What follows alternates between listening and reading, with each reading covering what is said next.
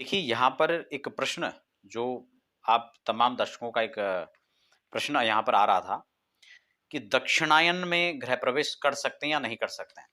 क्योंकि जहाँ दीपावली और देवशयन एकादशी की बात आती है, तो इसमें कई सारे प्रश्न होते हैं।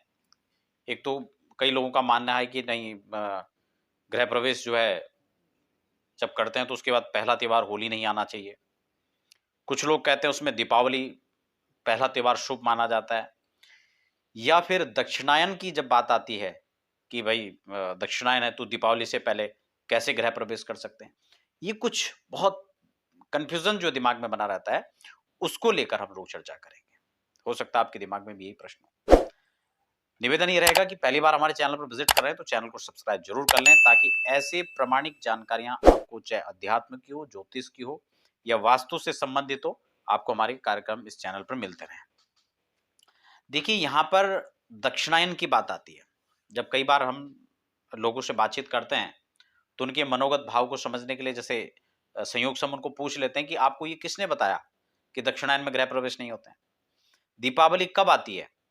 दक्षिणायन में आती है, आप सबको पता है। और उसी दीपावली में गृह प्रवेश की तो बात छोड़ो, दीपावली में जो विवाह नहीं होते हैं, वो कब होते हैं?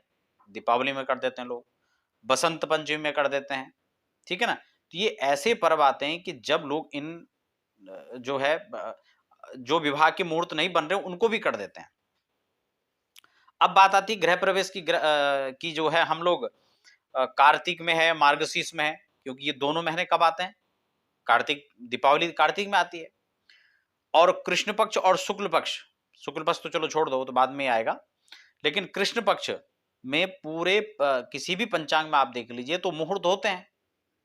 हालांकि जो गृह प्रवेश के मुहूर्तों की बात आती है, वहां पर पूरे विधि विधान के साथ जो नियम है, कौन सा नक्षत्र, कौन सा वार, कौन सा तिथि, कौन से लग्न, तो ये सब चीजें मैं आपको हालांकि पहले बता चुका हूं। लेकिन जब बात मास की आती है, तो कार्तिक और मार्गशीर्ष ये दोनों ही मास उसमें हैं, किसी भी पंचांग में आप देख लीजिए। तो फिर वो दक्षिणायन वाले कहां से बात आ जाती है? वो दरअसल में क्या है कि आप जब कोई वीडियोस देखते हैं लोगों की, तो उसमें क्या होता है, उसमें लिखा है कि दक्ष उत्तरायण में होना चाहिए। और संयोग की बात है, बहुत मजे की बात है, आप देखिए उन कार्यक्रमों को, तो उसके नीचे जब वो मास बता रहे हो तो उसमें वो कार्तिक भी बता रहे हैं। तो अब ये बड़ी विचित्र बात है कि एक तरफ आप कह रहे हैं कि दक्षिणायन में नहीं होगा, और एक तरफ आप मास बता रहे हैं कि कार्तिक में भी होगा। तो इसलिए ये बातें कहने में थोड़ा अलग पक्ष है, वीडियो में क्या कह रहे हैं और रियलिटी उसकी क्या है, वो बहुत अलग पक्ष हो जाता है। बस मैं सिर्फ इतना ही कहना चाहता हूं आपको कि अगर आप कार्तिक में महीने में गृह प्रवेश कर रहे हैं तो आप निश्चित होकर के करें, किसी प्रकार के भ्रम में ना पड़े। हाँ, मुहूर्त परिपक्व हो, आप उसमें नक्षत्र, वार, तिथि और बहुत महत्वपूर्ण जो हो जाता है वो है लग्न, क्योंकि सर्वे दोषा विनिश्यन्ति लग्न शुद्ध यदा भवेत। शुक्ति कहती है कि अगर लग्न का शोधन है तो आप तत्काल में अमुहूर्त होने पर भी मुहूर्त कर सकते हैं। ये लग्न शोधन की विशेष वार्ता है। और दूसरा, आपकी राशि पर गोचर चंद्रमा, आपकी राशि से चौथे, आठवें, 12वें चंद्रमा नहीं होने चाहिए। और ऐसे शुभ समय में आप काम करते हैं तो अमुहूर्त होने पर भी मुहूर्त बन जाता है, क्योंकि मुहूर्त की जो तात्कालिक व्यवस्था है, मान लो कि 6 महीने पहले मुहूर्त, ये तो जरूरी नहीं है सब निकाल लें।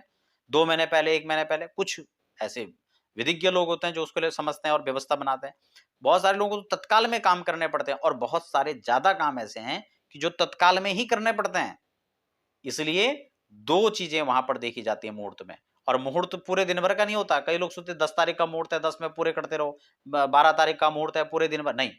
मुहूर्त का मतलब ही होता है 2 घटी, 24 घटी का एक जो है मुहूर्त होता है। यानी 48 मिनट का, सॉरी 48 मिनट का 2 घटी का एक मुहूर्त, एक घटी में 24 मिनट, तो 48 घटी का यानी लगभग घंटे भर से भी कम समय का जो मुहूर्त है, उसमें काम को करना चाहिए। तो आप निश्चित होके, चाहे आप कार्तिक में कर रहे हैं या मार्गशीर्ष में कर रहे हैं, आप निश्चित होके करें और इन नियमों को फॉलो करें।